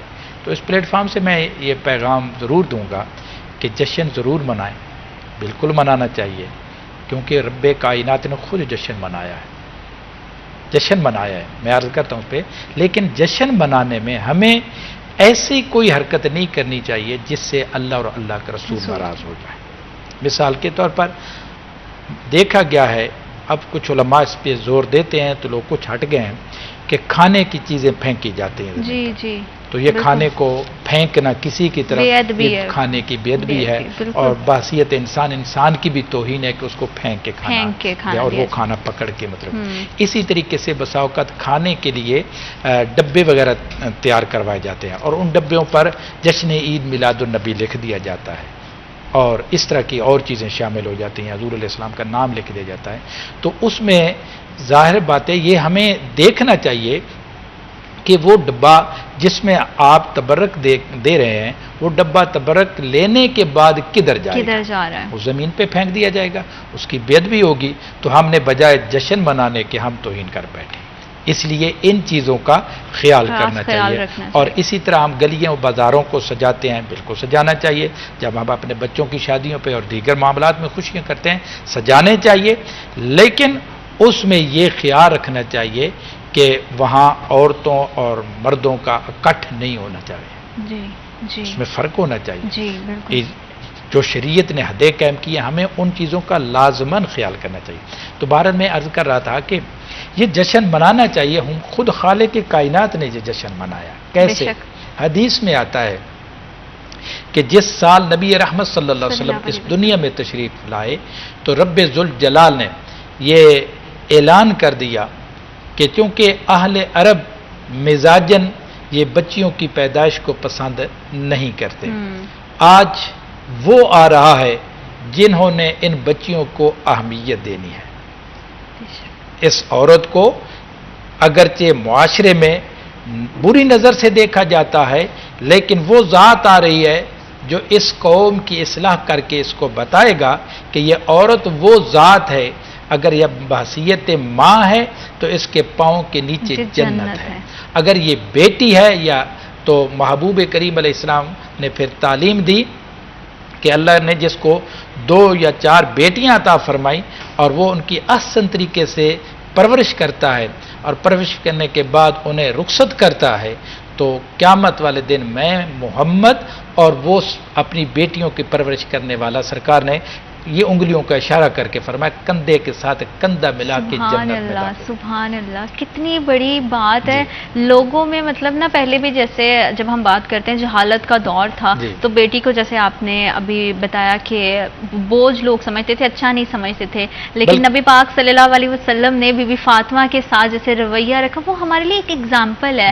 وہ آتی تھی تو وہ کھڑے ہو جاتے تھے، ان کے ماتھے کو جو ہے وہ بھوسا دیتے تھے، اور اتنی اہمیت مطلب انہوں نے اپنے عمل سے پوری کائنات کو جو ہے وہ پیغام دیا کہ بیٹی کا کیا مقام ہے۔ بیٹی چاہے وہ کسی بھی روپ میں عورت ہے، چاہے وہ ماں ہے، بیٹی ہے، بیوی ہے، بہن ہے، اس کا اپنا مقام، اپنا مرتبہ اور اپنا احترام ہے، اور یہ احترام حقیقت بات شریعت محمدی میں ملا۔ آج جو خواتین بسا اوقات جلوسوں میں نکل آتی ہیں جن کو عورتوں کو حق دیں، اسلام نے جتنے حقوق عورت کو دیے نا، حقیقت میں کسی اور قوم اور مذہب میں یہ نہیں ہے کہ جتنا بڑا مقام اور مرتبہ عورت کو اسلام میں ملا۔ تو میں نے عرض کر رہا تھا کہ وہ محبوب تشریف لا رہے تھے، اس سے پہلے بچیوں کو زندہ درگور کر دیا جاتا، باقاعدہ قبرستان وہ آج بھی مکہ میں موجود ہے۔ بالکل جہالت کا دور تھا۔ آپ کی معذرت کے ساتھ آپ کی بات کو کاٹ رہی ہوں، ایک وقت ایک چھوٹے سے بریک کا، will be right back after a short break.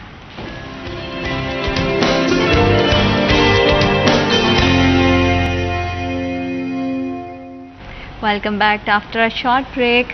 بات کر رہے ہیں 12 ربیع الاول کے حوالے سے۔ ربیع الاول کے پورے مہینے کی اگر ہم برکتیں دیکھیں، اس کی رحمتیں دیکھیں تو ایک الگ ہی طرح کا سامان بن جاتا ہے، ہر شخص جو ہے وہ جشن مناتا ہے۔ اور اگر ویسے بھی ربیع الاول کے تھوڑا سا لفظی معنی کی بات کریں تو ربیع کا مطلب ہوتا ہے بہار اور اول ہے پہلا، تو مطلب کہ بہار کا موسم آتا ہے جو ڈھیر خوشیاں لے کر آتا ہے۔ اس ماہ میں بہت سارے لوگ جو ہے وہ سالگرہ بھی سیلیبریٹ کرتے ہیں۔ نبی پاک صلی اللہ علیہ وسلم کی جو جو ہے وہ ولادت کو جو ہے وہ سیلیبریٹ کیا جاتا ہے، اس کو منایا جاتا ہے، ایک جشن کا ماحول ہوتا ہے، ساتھ ہی ساتھ ہم بہت زیادہ خیرات دیتے ہیں، عطیات کرتے ہیں.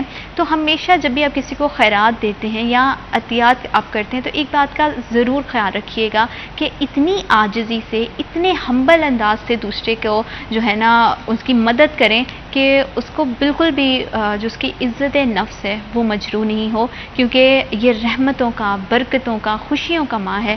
تو کوشش کریں دوسروں کی زندگی میں بہت ساری خوشیاں بکھیریں اور اللہ پاک آپ کی زندگی میں ڈھیروں ڈھیر خوشیاں لے کر آئے. علامہ اقبال، ہم بات کر رہے تھے نبی پاک صلی اللہ علیہ وسلم کی ولادت کی کہ کس طرح سے انہوں نے جو ہے وہ دین میں ایک ایگزامپل سیٹ کر دی اپنی ہی کردار سے، اپنی ہی شخصیت سے، تاکہ ہم جیسے گناہ گار جو لوگ ہیں، جو اپنے آپ میں بہت اچھے مسلمان بنے پھرتے ہیں، 5 وقت کی نماز پڑھ لیتے، تو ہم سمجھتے ہیں کہ دین کے سارے ہم لوگوں نے فرائض ادا کر دیے. دین بہت وسیع ہے، اسلام بہت خوبصورت دین ہے، بہت امن کا، بھائی چارے کا، رشتوں کا جو درس ہے وہ بہت دیتا ہے. تو 12 ربیع الاول کے حوالے سے اسپیشلی بات کریں، نبی پاک صلی اللہ علیہ وسلم کی ولادت کے حوالے سے، تو اسلام میں اس کا کیا تصور ہے، اس پہ روشنی ڈالیے گا. جی میں عرض کر رہا تھا کہ خالق کی کائنات نے اپنے محبوب کو جب اس دنیا میں بھیجا تو خود جشن منایا. کس طریقے سے؟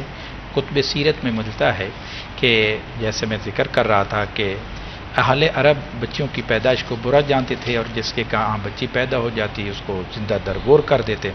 تو خالق کی کائنات نے اس سال یہ اعلان کر دیا کہ اس سال کسی کو بیٹی نہیں ملے گی، صرف اور صرف بیٹے ملیں گے. ہم اپنے بیٹوں کی پیدائش پہ اپنی حیثیت کے مطابق لڈو اور مٹھائیاں تقسیم کرتے ہیں. مالک کی کائنات نے اپنی شان قدرت کے مطابق بیٹے تقسیم کیے، بیٹے عطا فرمائے. اور جس رات بالخصوص تاجدار کائنات صلی اللہ علیہ وسلم اس دنیا میں تشریف لائے، سیرت کی کتابیں بھری پڑی ہیں کہ حضرت آمنہ رضی اللہ تعالیٰ عنہ فرماتی ہیں ہر طرف جو ہے نا چہل پہل ہو گئی. اور جناب من جس رات سرکار دو عالم صلی اللہ علیہ وسلم تشریف لائے تو آسمان کے ستارے زمین کے اتنے قریب ہو گئے کہ حرم کعبہ میں موجود جو لوگ تھے وہ سمجھنے لگے کہ شاید قیامت آنے والی ہے، کہ ستارے ٹوٹ کے زمین پہ آنے والے ہیں. مطلب آپ بات کریں نا تو وہ سوچ کے رونگٹے کھڑے ہو رہے ہیں، کیا خوبصورت منظر ہوگا جب مطلب جو ہے نبی پاک صلی اللہ علیہ وسلم کی جو ولادت کا جو ہے اس ٹائم کے لوگوں مطلب وہ سوچیں بھی نا تو ایسے روح کو تازگی ملتی ہے کہ اس کا کوئی جواز نہیں. بالکل. اور جب نبی کریم علیہ الصلوۃ والسلام کی تشریف آوری مطلب کا ٹائم تو آسمان کے ستارے زمین کے بالکل قریب، لوگوں نے سمجھا کہ شاید قیامت آنے والی، تو آواز آئی نہیں قیامت نہیں آنے والی، آج محبوب خدا اس دنیا میں جلوہ کرے. اور یہ تو مصطفیٰ کریم علیہ الصلوۃ والسلام کی ایسی شان کہ جب سے مالک کی کائنات نے اپنے محبوب کا نور حضرت آدم علیہ السلام کی پیشانی میں رکھا اور وہاں سے چلتا چلتا جب حضرت عبداللہ اور حضرت آمنہ تک آیا تو ہر فرد میں خالق کی کائنات کسی نہ کسی طریقے سے عظمت مصطفیٰ کا اظہار کرتا رہا. حضرت عبد المطلب جو حضور علیہ السلام کے دادا جان تھے، ان کے متعلق سیرت کی کتابوں میں آتا ہے کہ جب تک نبی کریم علیہ الصلوۃ والسلام ان کے اندر آپ کا نور جلوہ گر تھا تو ان کے جسم سے خوشبو آتی تھی. جدھر چلتے، جس گلی سے گزر جاتے، جس بازار سے گزر جاتے تو آپ کے وجود سے خوشبو آتی. اور جب وہ ہاتھیوں والا واقعہ پیش آیا، برہا بادشاہ آیا اور اس نے حضرت عبد المطلب کے اونٹ جو ہے وہ غصب کر لیے، لے گیا، تو حضرت عبد المطلب بڑی شان کے ساتھ اس کے پاس گئے، اسے کہنے میرے اونٹ واپس کرو. اس نے کہا تو کون ہے؟ آپ نے فرمایا عبد المطلب ہوں. کہنے لگا کعبے کے متولی تو ہی ہے؟ ہاں. آپ نے فرمایا ہاں میں کعبے کا متولی ہوں. تو کہنے لگا کہ آپ اونٹ مانگتے پھرتے ہیں، ہم تو کعبے کو گرانے آئے ہوئے ہیں، آپ کا کعبہ معظمہ ہم ختم کرنے آئے ہوئے ہیں. اس نے کہا کعبہ معظمہ اللہ کا گھر ہے، کعبہ جانے اور کعبے والا جانے، آپ میرے اونٹ میرے حوالے کریں، کعبے کو گرا لیں. تو پھر کیسے اس نے کعبے کو گرانے کے لیے جیسے وادی موثر میں پہنچا تو ابابیل پرندوں کے ذریعے اللہ تعالیٰ نے پتھروں کے ساتھ اس کو بھوسے کی طرح پورے لشکر کو تباہ و برباد کر رکھ دیا. تو وہ ابرہا نے جب دیکھا حضرت عبد المطلب کو تو ان کی پیشانی پہ جو نور چمکتا تھا نبی کریم علیہ السلام کو، اس کی ہیبت سے وہ مطلب ہے کہ کانپ گیا. اور مطلب ہے کہ حضرت عبد المطلب پھر حضرت عبداللہ میں جب وہ نور ظاہر ہوا تو سیرت کی کتابوں میں آتا ہے کہ ایک خاتون جو عالمہ تھی اس نے کوشش کی کہ میں ان کے ساتھ مطلب شادی ہو جائے، لیکن شادی تو ان کے ساتھ ہی ہونی تھی جن کے ساتھ اللہ کا امر ہونا تھا، تو وہ ایسا نہ ہو سکا۔ اس نے کوشش کی تو ایک دن جب حضرت عبداللہ کی شادی ہو گئی اور حضور علیہ الصلوۃ والسلام اپنی والدہ ماجدہ حضرت آمنہ میں تشریف فرما ہو گئے تو وہی حضرت عبداللہ ادھر سے گزرے تو اس عورت نے دیکھا تو دیکھ کے منہ درست دوسری طرف کر دیا۔ آپ نے پوچھا پہلے تو کچھ اور اظہار کرتی تھی، شادی کا اظہار کرنا چاہ رہی تھی، تو اب آپ نے وہ کہنے لگی تیری شادی ہو گئی ہے؟ آپ نے فرمایا ہاں ہو گئی ہے شادی میری۔ تو اس نے کہا کہ وہ نور جو تیری پیشانی میں چمکتا تھا جس کو دیکھ کر میں دیوانی بنی ہوئی تھی وہ نور تو حضرت آمنہ کے پاس اب چلا گیا ہے۔ سبحان اللہ، تو یہ وہ عظیم ہستی ہے، ازل سے اللہ خالق کی کائنات نے ایک بہار کا جو سما بنا ہوا، اور پھر اس پہ خیر جتنی باتیں کہیں، آپ نے ایک دو باتیں اور بڑی اچھی کہی ہیں کہ نبی کریم علیہ الصلوۃ والسلام کی تعلیمات اور سیرت، یہ ربیع الاول کا مہینہ جہاں ولادت باسعادت میں کی خوشی میں ہمیں خوشیوں کا اظہار کرنا چاہیے، وہاں ہمیں بحیثیت مسلمان چاہیے کہ ہم نبی کریم علیہ الصلوۃ والسلام کی تعلیمات پر عمل کریں۔ اور میں یہ بات بڑے مطلب وثوق سے کہہ رہا ہوں اور الحمدللہ ہر ایک بندہ اس بات کو تسلیم کرے گا کہ دنیا میں کوئی بھی پہلو ایسا نہیں ہے، کوئی بھی انسان مسلمان ایسا نہیں ہے کہ وہ جو بھی نیک کام کرنا چاہے تو نبی کریم علیہ الصلوۃ والسلام کی اس کے بارے میں رہنمائی موجود نہ ہو۔ بے شک ویسے بھی دین کی کتابوں میں ہے کہ قرآن میں جو لکھ دیا گیا ہے نا اس کو بدلا نہیں جا سکتا، لیکن قرآن ایک ایسا سرچشمہ ہدایت ہے جو آپ کی پوری زندگی کو بدل کر رکھ دیتا ہے۔ تو ہمیں کوشش کرنی چاہیے، ہم نے اپنی زندگیوں کو علامہ صاحب خود ہی جو ہے وہ بہت کمپلیکیٹ، بہت مشکل کر لیا ہے۔ نہیں تو سیرت طیبہ ہم پڑھتے ہیں، قرآن پاک، احادیث بہت ساری، جیسے آپ بات کرتے ہیں کہ بہت سارے حوالے ہیں، بہت ساری تعلیمات دی گئی ہیں، ہم اپنی زندگیوں کو بہت آسان بنا سکتے ہیں، ہم نے اس کو پیچیدہ خود ہی کیا ہوا ہے۔ اور جب ہم بات کرتے ہیں نبی پاک صلی اللہ علیہ وسلم کی ولادت کی بڑی عاجزی سے ادب کے ساتھ، تو اس میں اماں حلیمہ کا ذکر نہ آئے، دائی حلیمہ کا ذکر نہ آئے، ایسا کیسے ممکن ہو سکتا ہے؟ بالکل، اس میں کوئی شک نہیں۔ حضرت حلیمہ سعدیہ بہت خوش نصیب، اور ان کے متعلق بھی کہ گھر میں فاقے تھے، گھر کے حالات بڑے خراب تھے، اور اس زمانے میں دیہاتوں کی عورتیں شہروں میں آ کر بڑے امیر لوگوں کے بچے لے جا کے پال کے، تو ظاہر بات ہے اس پرورش کے بدلے میں انہیں معاوضہ دیا جاتا، اجرت دی جاتی۔ تو وہ دیہات کی عورتیں اس طرح بچے لینے جب آئیں تو حضرت حلیمہ کے پاس تو جو اونٹنی تھی وہ اتنی لاغر تھی جس سے چلا ہی نہیں جا رہا تھا۔ تو جب آپ شہر میں آئیں تو امیروں کے بچے سب عورتیں لے کے واپس ہونے لگی، تو ساری کہنے لگی حلیمہ اب تو اتنی لیٹ پہنچی ہے، جتنے بھی امیروں کے بچے تھے تو وہ تو ہم لے کے جا رہی ہیں، ہاں اب آپ کے لیے ایک یتیم بچہ ہے، دیکھ لیں، ان سے بات کر لیں۔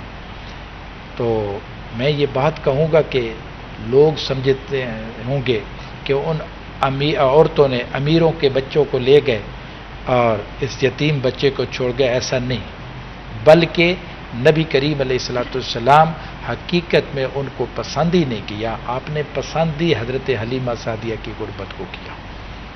آپ نے جیسے چاہا تو حضرت حلیمہ سعدیہ جب تشریف لائیں تو حضور علیہ الصلوۃ والسلام کے دادا جان عبد المطلب سے بات کی تو وہ ان کو گھر لے کے گئے، تو نبی کریم علیہ السلام نے آنکھیں بند کی ہوئی تھی، جیسے ہی حضرت حلیمہ سعدیہ پہنچی تو حضور علیہ السلام نے آنکھیں کھولی تو حضرت حلیمہ سعدیہ خود دنگ رہ گئی کہ آپ کی پیشانی سے نور کی لائٹیں چمک رہی ہیں، بلکہ آپ کی والدہ ماجدہ حضرت آمنہ رضی اللہ تعالی عنہا آپ فرماتی ہیں کہ جب تاجدار کائنات صلی اللہ علیہ وسلم اس دنیا میں تشریف لائے تو میں کمرے میں موجود تھی، تو مجھ سے نور خارج ہوا، نور نکلا، اور یعنی نبی کریم علیہ الصلوۃ والسلام اس دنیا میں تشریف لائے تو اتنا نور چمکا کہ میں نے بند کمرے کے اندر شام کے محلات دیکھ لیے. سبحان اللہ. بصرہ کے بازاروں کے اندر جو اونٹ پھر رہے تھے، میں نے اونٹوں کی گردنوں کو چمکتا ہوا دیکھ لیا. اب وہ اونٹوں کی گردنیں کس نور کے ساتھ چمکی؟ وہ نور جو حضرت آمنہ رضی اللہ تعالی عنہا کے پاس جلوہ گر ہو چکا تھا. تو یہ نبی رحمت صلی اللہ علیہ وسلم کی پھر حضرت شان حضرت حلیمہ سعدیہ فرماتی ہیں کہ جب میں حضور علیہ الصلوۃ والسلام کو لے کے واپس گئی تو میری وہی اونٹنی جس کو چلا ہی نہیں جا رہا تھا آتے ہوئے، اب واپسی پہ وہ اتنی تیزی سے چلی کہ وہ ساری عورتوں کو اور اونٹنیوں کو راستے میں چھوڑ کے آگے گزر گئی. بالکل. اور اس حوالے سے ایک چاند کا بڑا مشہور واقعہ ہے کہ جب نبی پاک صلی اللہ علیہ وسلم جو ہے وہ دائی حلیمہ کے صحن میں تھے تو وہ انگلی سے چاند کو جو ہے وہ اس کے ساتھ کھیل رہے تھے. اس پہ بات کریں گے. وہ بڑا مطلب میں جتنی بار سنتی ہوں اس میں ایک بڑی ایک روحانیت وہ چیز ہے. تو اسی حوالے سے ہم بات کریں گے، لیکن وقت ایک چھوٹے سے بریک کا. Will be right back after a short break.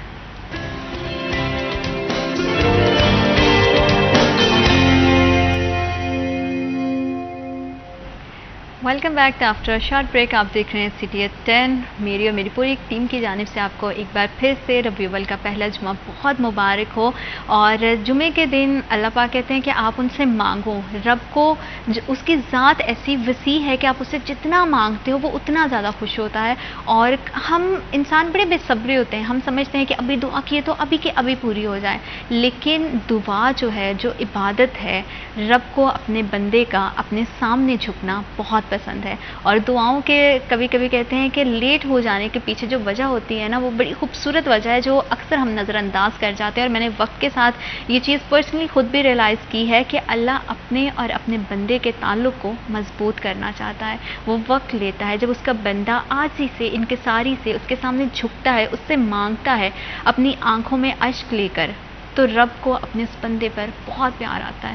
کیونکہ کہتے ہیں کہ جو رب ہے وہ اپنے بندے کو 70 ماؤں سے زیادہ پیار کرتا ہے. تو ہم دیکھیں کہ ہماری خود کی ماں جب اپنا بچے کو تکلیف میں، کرب میں دیکھتی ہے تو وہ تڑپ اٹھتی ہے. تو کیسے ہو سکتا ہے کہ جو دونوں جہانوں کا مالک ہے، جو 70 ماؤں سے زیادہ محبت کرنے والا ہے، وہ اپنے بندے کو تکلیف میں دیکھ کر خوش ہوگا؟ نہیں، وہ اپنے اور اپنے بندے کے تعلق کو مضبوط کر رہا ہوتا ہے. اور نبی پاک صلی اللہ علیہ وسلم کے حوالے سے، کیونکہ ہم سب جانتے ہیں کہ اللہ پاک نے جو ہے اس پوری دنیا کو آپ صلی اللہ علیہ وسلم کے لیے تخلیق کیا. کس طرح آپ کی پیدائش ہوئی، کس طرح آپ جو ہے وہ اماں حلیمہ کے گھر تک پہنچے، اور کس طرح ان کے جو لاغر حالات تھے وہ بہتر ہوئے. اسی کے حوالے سے ہم بات کر رہے تھے بریک پہ جانے سے پہلے. علامہ صاحب، میں چاہتی ہوں کہ اسی بات کو یہیں سے کنٹینیو کیا جائے، کیونکہ یہ سلسلہ ایسا ہے کہ بات کرنا شروع کرو تو دل نہیں چاہتا کہ بیچ میں وقفہ آئے یا ہم کہیں رکیں. لیکن میں چاہوں گی کہ آپ احادیث میں یا قرآن میں جو حوالے یا کوئی مثالیں دی گئی ہیں، کوئی واقعات بیان کیے گئے ہیں، اس حوالے سے آپ بتائیں. بڑی اچھی بات آپ نے بریک میں جانے سے پہلے ذکر کی ہے کہ نبی کریم علیہ الصلوۃ والسلام جب حضرت حلیمہ سعدیہ کے گھر موجود تھے تو وہ چاند والا واقعہ بالکل یہ حدیث مبارکہ میں آتا ہے. حضرت عباس رضی اللہ تعالیٰ عنہ، آپ نے حضور علیہ السلام سے پوچھا، یہ حضور علیہ السلام کے چچا تھے، کہ چچا ایک بات پوچھ رہا ہوں آپ سے، ایک بات پوچھ رہا ہوں آپ سے جو آپ کی ہے بچپن کی، آپ کے بچپنے کی بات ہے، جب آپ پنگوڑے میں ہوتے تھے، وہ بات آپ سے پوچھ رہا ہوں. آپ اب اندازہ کریں کہ حضرت عباس کا یہ یقین اور ایمان کہ اگرچہ حضور علیہ السلام پنگوڑے میں تھے، بالکل بچپن میں تھے، لیکن اپنے حالات سے باخبر تھے. تو اس لیے آپ نے پوچھا کہ بھتیجا میں آپ سے ایک بات پوچھ رہا ہوں. سرکار نے فرمایا اے چچا پوچھو، کون سی بات پوچھنی ہے؟ تو اس وقت آپ نے پوچھا کہ آپ پنگوڑے میں تھے تو آپ رونا چاہتے، روتے نہیں تھے. تو آپ نے فرمایا کہ بچپن میں مائیں بچوں کو اچھی پرورش کے لیے باندھ دیا کرتی تھی، پہلے زمانوں میں خاص طور پر. آج کل تو مائیں بھی ذرا حساس ہو گئی ہیں. تو مجھے باندھ دیا گیا تو میں نے اس میں تھوڑی سی تنگی محسوس کی.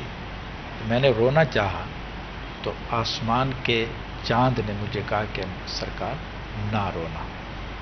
اور پھر میں اس پنگوڑے میں اس چاند کے ساتھ کھیلتا تھا. میں انگلی ادھر کرتا, چاند ادھر جھک جاتا, ادھر کرتا, سبحان چاند اللہ. ادھر جھک جاتا. جب آپ نے بتایا نا حضرت عباس کو کہ میری ماں نے باندھ دیا اور تنگی محسوس کرتے ہوئے میں نے رونا چاہا تو چاند نے منع کیا, تو حضرت عباس بڑے حیران ہوئے. حضرت عباس بڑے حیران ہوئے کہ اس بات کی بھی خبر ہے آپ سمجھ گئے کہ حضرت عباس حیران ہو رہے ہیں.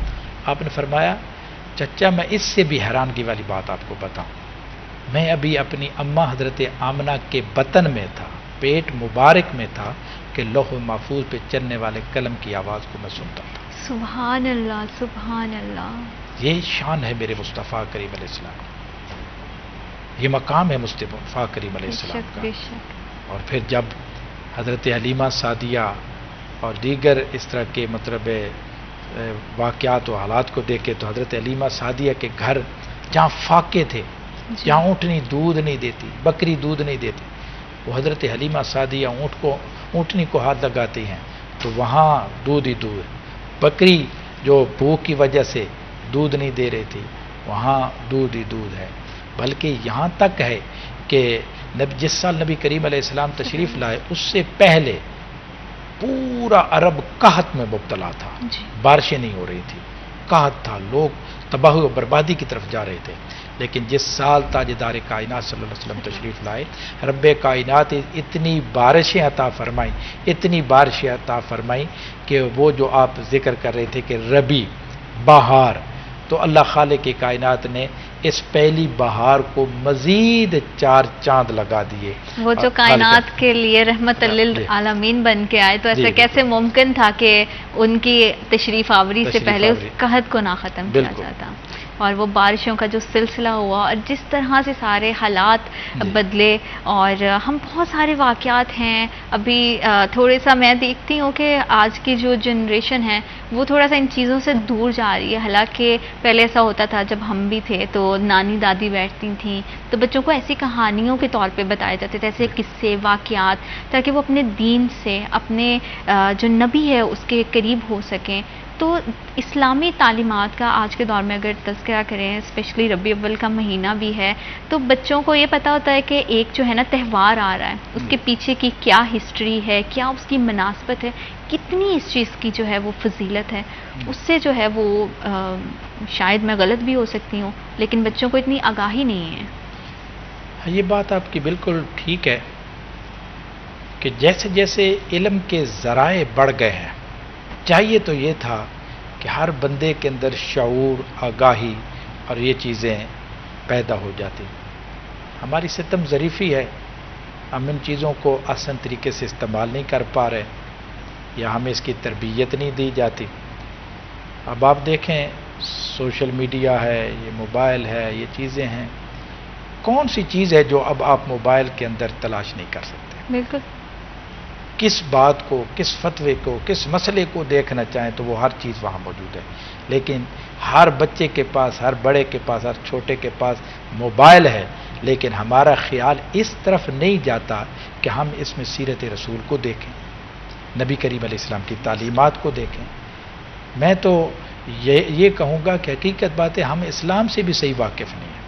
اسلام بھی ہمیں مطلب صرف تعلیم امن نہیں دیتا, اسلام ہے ہی امن ہی امن, اسلام ہے ہی امن, اسلام محبت کا نام ہے, اسلام امن کا نام ہے, اسلام کسی کو کھانا کھلانے کا نام ہے. یہ خود نبی کریم علیہ السلام فرمائے. نبی کریم علیہ السلام سے پوچھا گیا کہ یا رسول اللہ صلی اللہ علیہ وسلم بہتر اسلام کون سا ہے؟ آپ نے فرمایا بہتر اسلام یہ ہے کہ ایک دوسرے کو ملتے ہوئے سلام کہیں, ہاں آپ اس کو جانتے ہیں یا نہیں جانتے. ہمارے اندر یہ خرابی آ گئی کہ ہم جاننے والوں کو سلام کہتے ہیں, نہ جاننے والوں کو سلام نہیں کہتے. یہ اور یہ بہت ہماری محافل میں یہ بہت عام بات ہے کہ جو ہے نا ہم جن کو جانتے ہیں ان کو جو ہے وہ رسپیکٹ کرتے ہیں, ان سے بات کرتے ہیں, لیکن ہمارے بڑوں کا, اور کبھی بھی ہم نے علامہ صاحب یہ دیکھا نہیں ہے کہ ہمارے دن میں کہا ہو کہ صرف آپ نماز پڑھو, قرآن پڑھو یا یہ کرو. ہمیشہ جو محبت کا, بھائی چارے کا ہے وہ درس دیا گیا ہے, اور دین بہت خوبصورت ہے بس ہم لوگ جو ہے بڑی نالائکی کرتے ہیں. اور بہت شکریہ آپ نے ہمیں اور ہمارے پروگرام کو وقت دیا, آپ نے آئے اور بہت خوبصورت جو ہے وہ موضوع ہے, اس پہ جتنی بات کریں کم ہے, لیکن وقت کی قلت کی وجہ سے جو ہے نا میں پھر بھی آپ کو بہت شکر گزار ہوں کہ آپ آئے اور ہمارے پروگرام کو وقت دیا. نبی پاک صلی اللہ علیہ وسلم کے حوالے سے جتنی باتیں کی جائیں, جتنا ان کا ذکر کیا جائے وہ کم ہے. اور جب بھی نبی پاک صلی اللہ علیہ وسلم کا ذکر آتا ہے تو ہر مسلمان کا جو ہے نا وہ یہ فرض ہے کہ اتنی ہی عاجزی سے جھک کر انکساری کے ساتھ آپ صلی اللہ علیہ وسلم کا ذکر کریں, ان کی تعلیمات کو سمجھیں, اپنی زندگیوں میں اڈاپٹ کریں اور اپنے معاشرے کو جو ہے وہ بہتری کی طرف لے کر جائیں. اسی دعا اور امید کے ساتھ کہ اللہ پاک اس مہینے کی برکت سے آپ کے, میرے اور ملک پاکستان کے تمام جتنے بھی مسئلے مسائل ہیں ان کو دور کرے. اپنا بہت خیال رکھیے گا. اللہ نگہبان.